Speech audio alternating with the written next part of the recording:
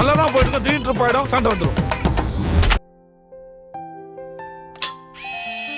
உங்களுக்கு office leave கொடுக்கறதே Sunday மட்டும்தான்.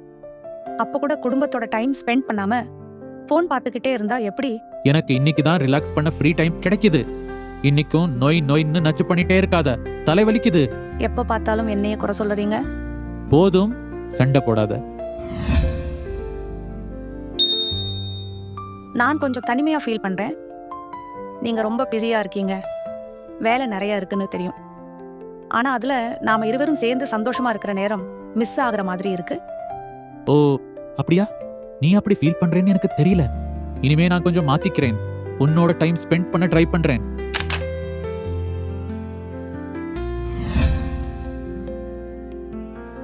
எல்லா வேலையும் நான் தான் பண்றேன் வீட்ல.